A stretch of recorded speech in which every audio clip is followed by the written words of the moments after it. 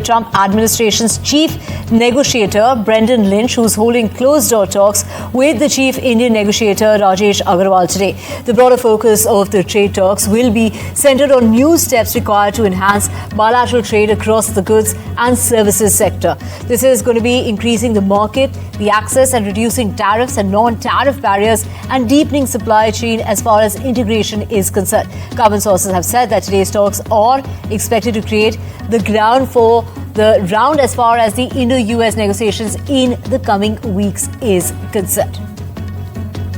So this is these talks were meant to take place in the end of August, but they were put on hold. Why? Because the tariffs came into effect. Do remember that deadline had, been met, and it was Donald Trump who imposed 50% tariffs, at 25% additional tariffs as far as goods that were being exported here out of India to the United States. But now, of course, after calling Prime Minister Modi his good friend, we are back on that negotiating table, and Ghazali joining us in order to get us the latest. Ghazali, of course, this is the sixth round of talks taking place between, New Delhi and Washington.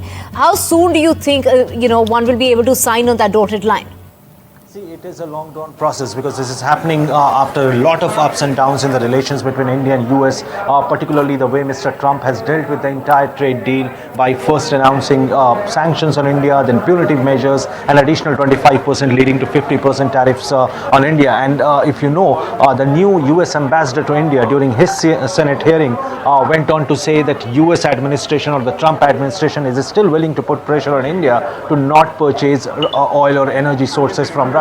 So that is still continues to be a point of contention between the two countries, whether that would also be addressed in these negotiations, because this is directly our oil purchases with Russia has been a point of contention between India and US trade talks as well. It has impacted trade talks in the past. Now, in this particular session, though not much is expected as of now, but this is a welcome move because Mr. Trump had also shown some kind of reconciliatory approach with India by softening his stand by saying that India is a great partner. So this particular round of talk just hints that India and US have resumed their negotiations on trade, but how and when this BTA will be announced, I think it will take some time before we reach to that conclusion.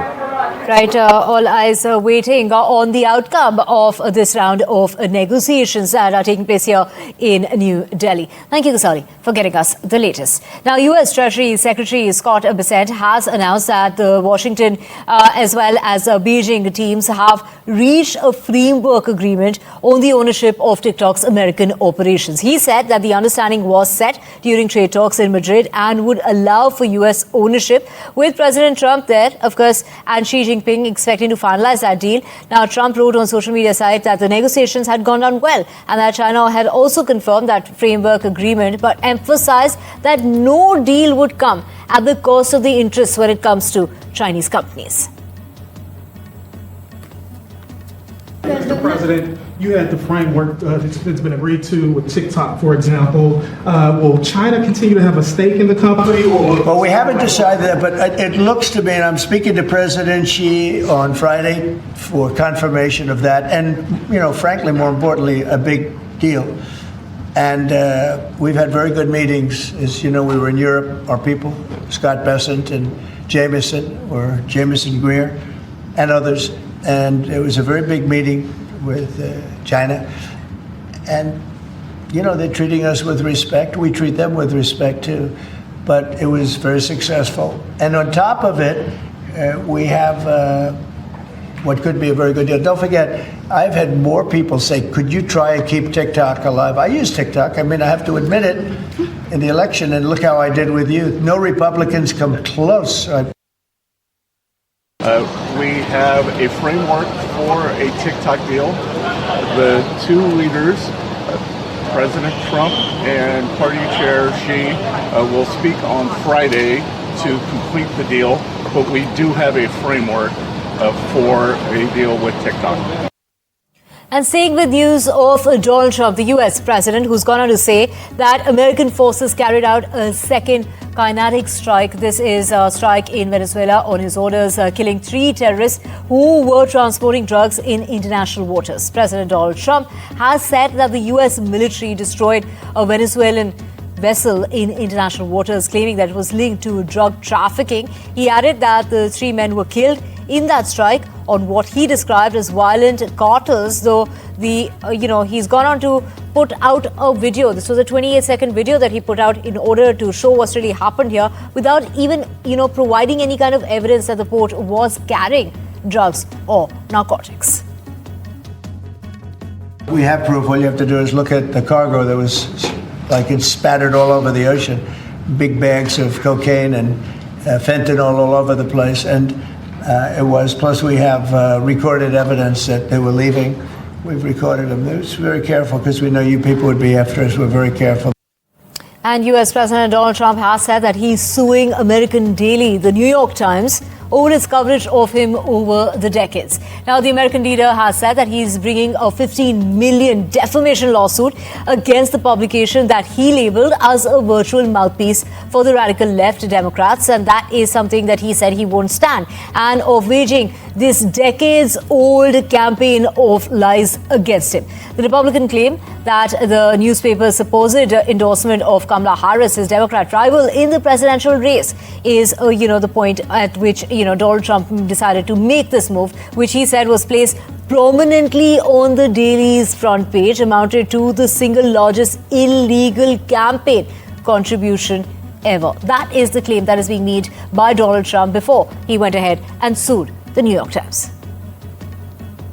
A large plume of smoke was seen in the Gaza Strip from the southern part of Israel. An explosive and the sound of gunfire could also be heard. Israel's defense minister has said that Gaza is burning after heavy strikes targeted Gaza City. This remark comes as Israel has been planning a new offensive. The Israeli military has not responded to questions for hours over whether the offensive had begun. Both Israel's Prime Minister Benjamin Netanyahu and US Secretary of State Marco Rubio said this happened on Monday, that the only way to end the conflict in Gaza is through the elimination of Hamas and the release of the remaining 48 hostages, around 20 of whom are believed to be alive.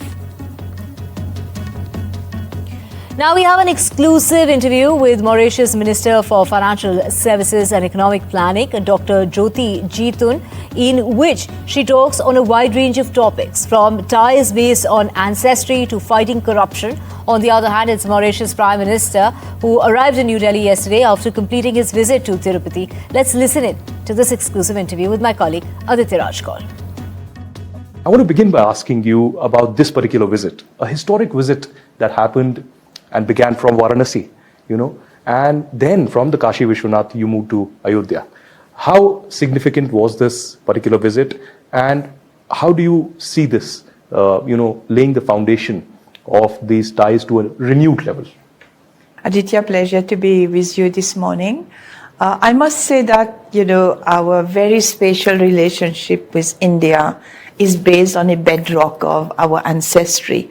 As you might be aware, some 70% of our population originally come from, parts of India, different parts of India. So the visit to, the trip to Varanasi, the state visit that started there for our Prime Minister and his delegation, epitomized that, It was the welcome from the people and the government of Varanasi was absolutely, terrific and way beyond overwhelm all of us. And Varanasi, so not only just the people, the government, but also the place in itself.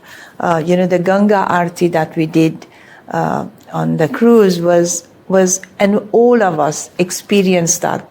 We had goosebumps and we felt that very, very deep power of Ganga and the Aarti on that evening. And then, yes, next morning we went to Kashi Vishwanath and then from there to Ayodhya. And all of that, so that ancestry based on cultural values, shared language, shared history, all of that was epitomized in these 2 days with Prime Minister Narendra Modi ji coming there and his delegation, and our Prime Minister being there with his delegation.